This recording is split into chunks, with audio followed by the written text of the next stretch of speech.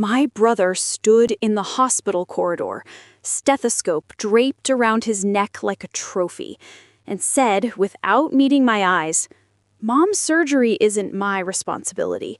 You've always been the one who handles these things." I just asked him to help pay for the procedure that would save our mother's life. The same mother who'd thrown him a party when he got into med school, who'd framed his acceptance letter, who told everyone at church that her son, the doctor, was going to change the world. I looked at my hands, still wearing my grocery store cashier uniform, still smelling faintly of cleaning supplies from my second job, and realized I'd sacrificed 15 years so he could become someone who wouldn't save the woman who gave him everything. I didn't argue. I didn't cry. I just smiled and said, "You're right, Kyle. I'll handle it. I always do." But this time, handling it meant something different. Before I tell you what happened next, tell me, have you ever been invisible in your own family? Have you ever worked yourself to the bone while someone else wore the crown you paid for? And when you finally stopped holding them up, did they fall as hard as they deserved to? People talk about golden children like it's a compliment. In my house, it was a religion. Kyle was born 3 years after me, and from the moment he took his first breath, the sun rose and set on his existence. When he smiled, Mom cried happy tears. When he walked, Dad recorded it like he'd discovered gravity.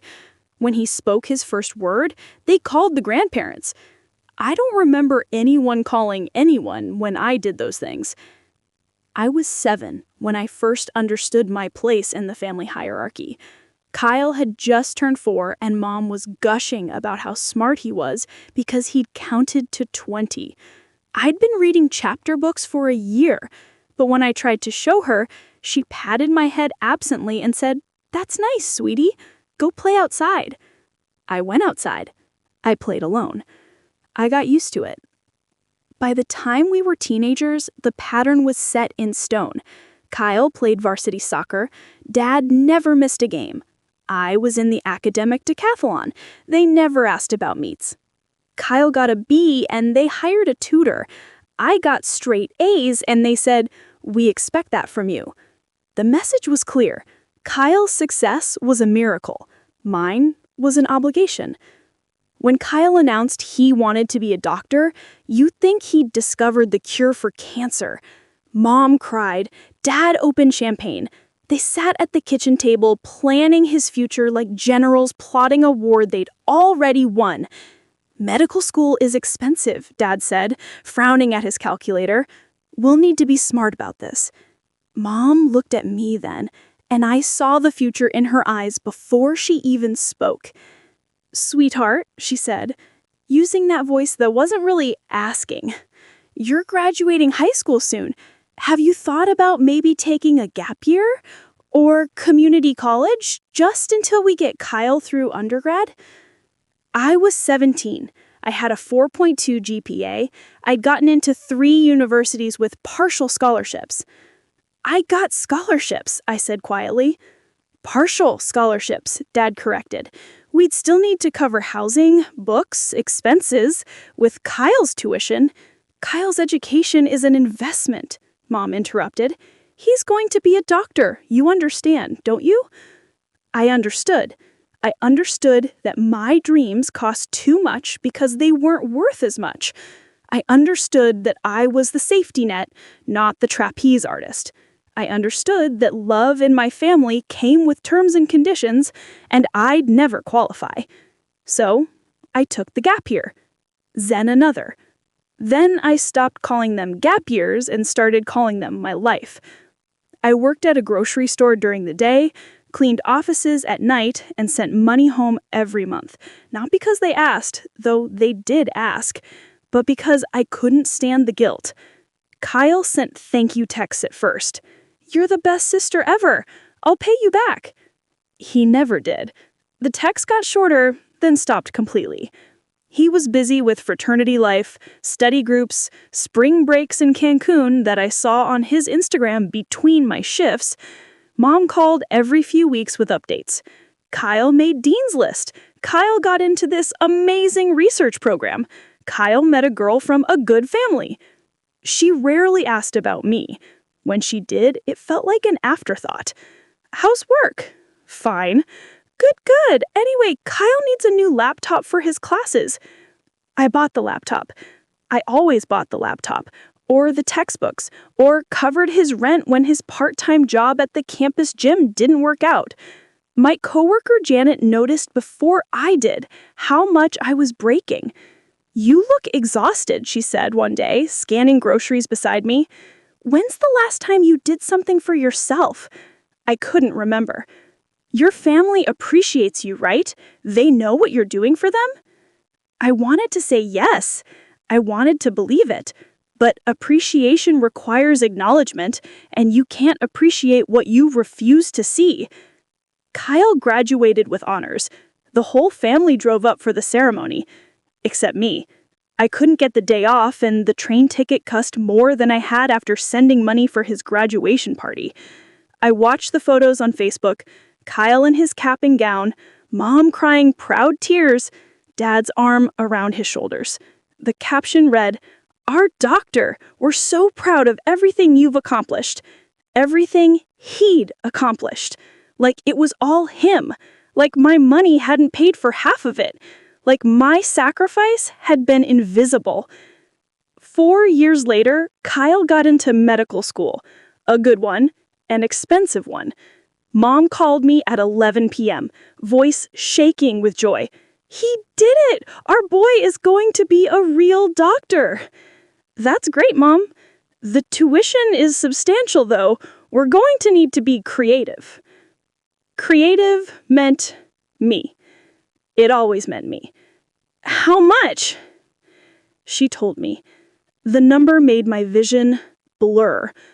"Mom, I can't. That's more than I make in 6 months." "It's an investment," she said, using that word again. "When Kyle's established, he'll help all of us. You'll see. This is for the family." I wanted to ask when the family had ever been for me. Instead, I picked up more shifts. I stopped eating out completely. I wore shoes with holes in them because new ones weren't in the budget. I sent money every month like clockwork, watching my bank account hover just above zero while Kyle posted photos from medical school formals and study trips to conferences in other states. Janet asked me once, "Why do you do this to yourself?" "It's my brother." "And you're a person. When do you get to live?" I didn't have an answer. Medical school was 4 years of me working myself to dust. 4 years of missed calls and forgotten birthdays and Christmas cards that said, "Thanks for everything," with no specifics because specifics would require acknowledging exactly how much everything was. Kyle graduated again. Another ceremony I couldn't afford to attend, another round of photos I scrolled through alone in my apartment, eating ramen and wondering when sacrifice had stopped feeling noble and started feeling like slow death. Then he got his residency. Good hospital, respectable program, on his way to becoming everything they had always said he would be. Mom called to celebrate. "He's going to make 6 figures once he's done. Can you believe it? Our boy." "That's great, Mom. Finally, all this hard work will pay off." All this hard work, like she'd been the one working 3 jobs, like Kyle had pulled himself up alone, like I was just a footnote in their success story. I hung up and stared at my reflection in the window. I was 33 years old.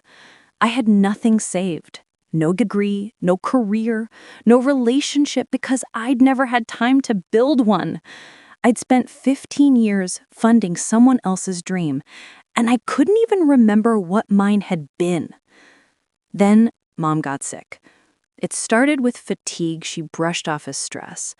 Then came the weight loss, the dizzy spells, The doctor's visits that turned into specialist appointments, that turned into a diagnosis that made my blood run cold. Heart condition. Serious. Fixable with surgery, but expensive. Very expensive. I was at work when she called, crying for the first time in years. They say I need this procedure. It's $80,000. Insurance covers some, but we'd still need $30,000 out of pocket. My chest tightened. Mom, I don't have that. I know, sweetie. I wasn't asking you. We'll figure something out. Maybe take a loan. She paused. Kyle's a doctor now. Maybe he can help arrange something at his hospital. Get us a discount or payment plan. Kyle. The golden child, the investment that was supposed to pay off. For the first time in 15 years, I felt something close to hope. Maybe this was it. Maybe this was when he'd step up, when he'd prove that all those years meant something, that I meant something. I called him that night. He answered on the fourth ring, sounding distracted. Hey, what's up? I'm actually pretty busy. It's about Mom. That got his attention. I explained the situation, the surgery, the cost, the urgency. I didn't ask him to pay all of it, just help, just contribute, just show up for the woman who'd shown up for him his entire life. There was a long pause. Then, that's really tough. I wish I could help, but I'm still paying off my student loans. Residency doesn't pay as much as people think. Kyle, I helped pay those loans. I know, and I appreciate that, but this isn't really my responsibility. You've always been the one who handles these things. You're better at it. You're better at it. Like sacrifice was a skill I'd mastered instead of a cage I'd been locked in. She's our mother, and I'm sure she'll be fine. Mom's strong. Look, I have to go. Early rounds tomorrow, okay? We'll talk soon, okay? He hung up. I sat there holding my phone, feeling something crack open inside me. Not heartbreak. Heartbreak implies you didn't see it coming. This was clarity. Cold, sharp, liberating clarity. He wasn't going to help. He never was. Because in his mind, I wasn't his sister. I was his funding source, his safety net, the person who existed to make his life easier. And Mom and Dad had taught him that. They trained him to take and me to give. And now we were all living out the roles they'd written for us. Except I was done with the script. The next day, I drove to the hospital where Kyle worked. I wore my grocery store uniform because I'd come straight from my shift and I wanted him to see it, to really see it. I found him in the corridor outside the resident lounge, laughing with a colleague, looking healthy and successful and completely unburdened. Kyle? He turned, surprise flickering across his face. Oh, hey, what are you doing here? We need to talk about Mom. His expression shifted. Guarded now. I told you I can't help financially. I'm not asking you for money. That surprised him. Oh, okay, then what?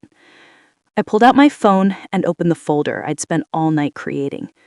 I'm asking you to look at these. I showed him the spreadsheet. Every payment I'd made over 15 years. Every tuition installment, every textbook, every laptop, every time I'd covered his rent or his car insurance or his spring break trip, every dollar I sent home while working jobs that destroyed my body and erased my future. The total sat at the bottom, $127,000. His face went pale. What is this? It's what I gave up so you could become a doctor, what our parents asked me to sacrifice so you could have everything. I didn't ask you to do that. You didn't have to. They asked, you accepted, you benefited. I put my phone away. Mom needs $30,000 for a surgery that will save her life. That's less than a quarter of what I gave you. And you said, it's not your responsibility. It's not the same. You're right.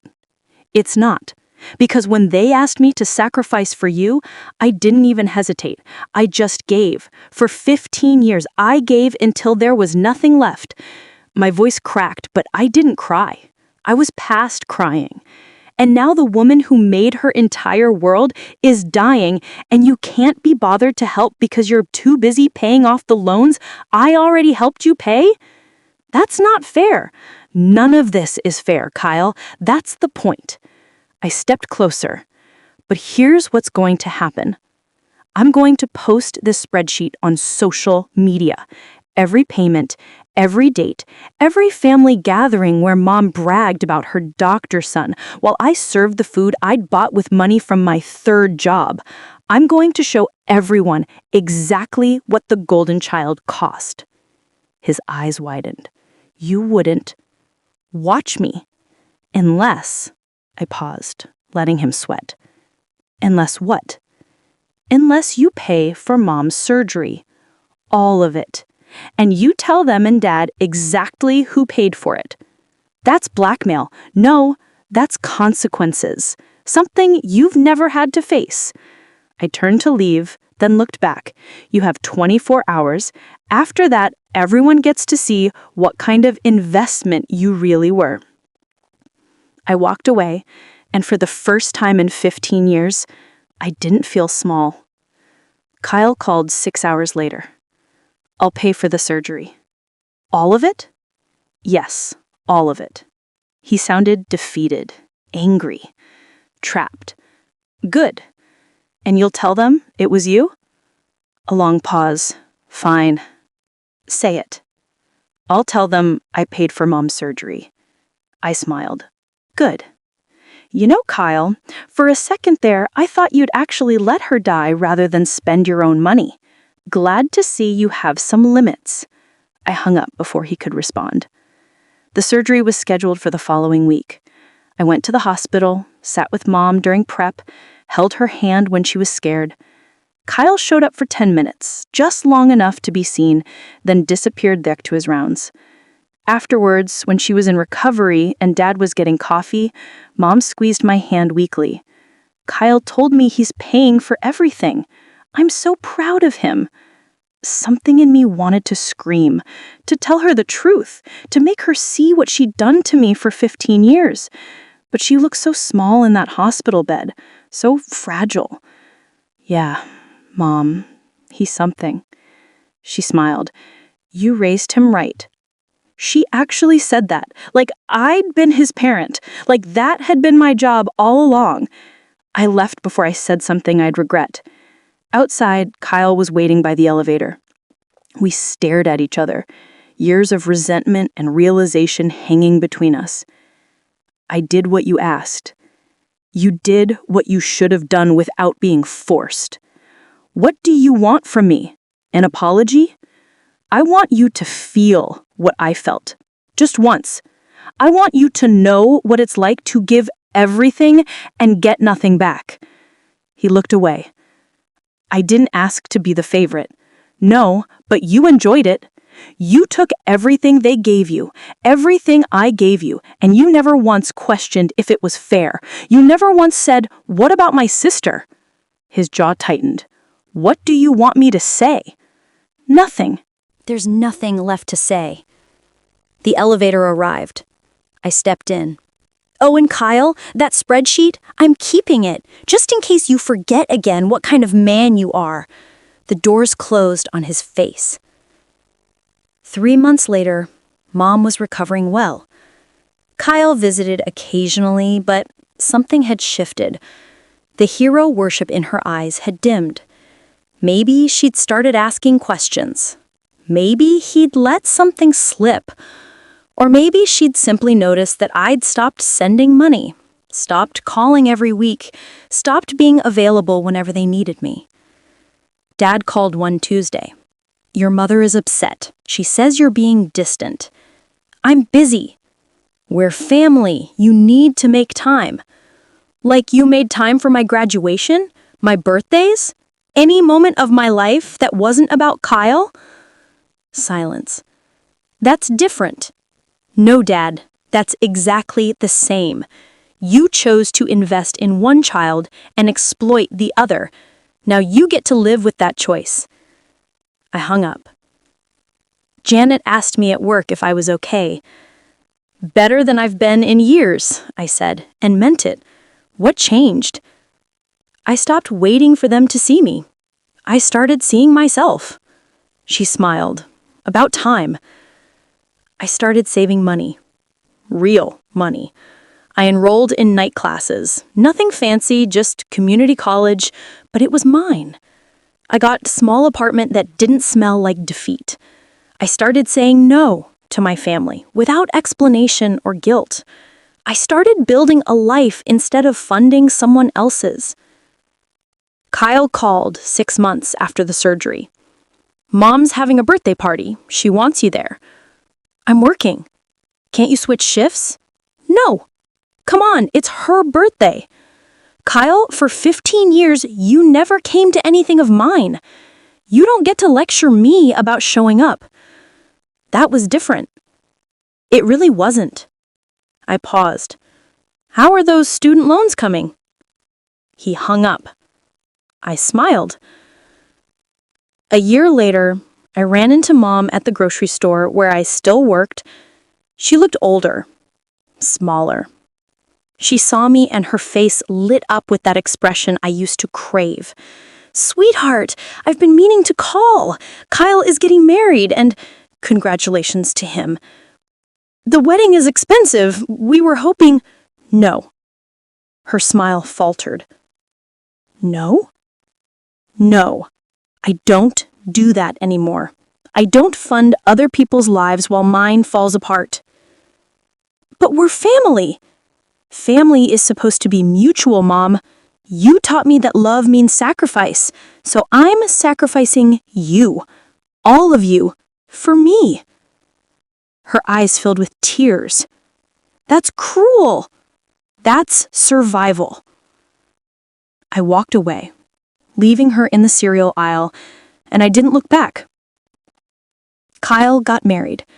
I saw the photos online, big wedding, beautiful venue, everything perfect. Everything expensive. I wondered if they'd taken out loans. I wondered if Mom and Dad had emptied their savings.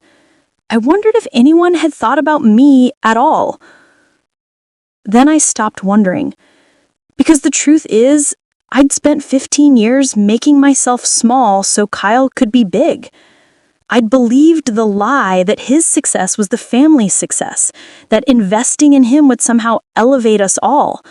But golden children don't lift anyone up. They just stand on your shoulders and call it achievement. These days, I'm finishing my degree. It's taking longer than it should have, but it's mine. I'm building something that no one can take credit for, that no one funded but me. I'm learning what it feels like to be your own priority. Janet asked me last week if I ever regret how things turned out with my family. Do you wish you could go back? No, I said. I wish I'd left sooner. Do you think they understand what they did to you? No, and I don't need them to anymore. Because here's what I learned. Some people are born into families that see them. Others are born into families that use them. And the tragedy isn't being used. It's how long you let it happen before you realize you deserve better. My brother is a doctor. He saves lives for a living, but he couldn't save mine because he was too busy living the life I'd given him. Mom still calls sometimes. I don't always answer. Dad sends money on my birthday now. Small amounts, guilty amounts. I send it back. Kyle sent me a text last month. I'm sorry for everything. I didn't understand. I didn't respond. Understanding without action is just another form of taking. If you've ever been the forgotten child, the invisible one, the family ATM, I see you. I was you. And if you're still waiting for them to appreciate your sacrifice, stop. They won't. They'll just ask for more. Tell me, when did you realize you were the investment no one cared about? And when you finally chose yourself, did they call it selfish? Let them. They called your sacrifice obligation for years. You've earned the right to be selfish. I'm not in contact with my family anymore. Maybe that sounds sad. Maybe it sounds cold. But to me, it sounds like freedom. The golden child can keep his crown. I'll keep my life. And honestly, I got the better deal.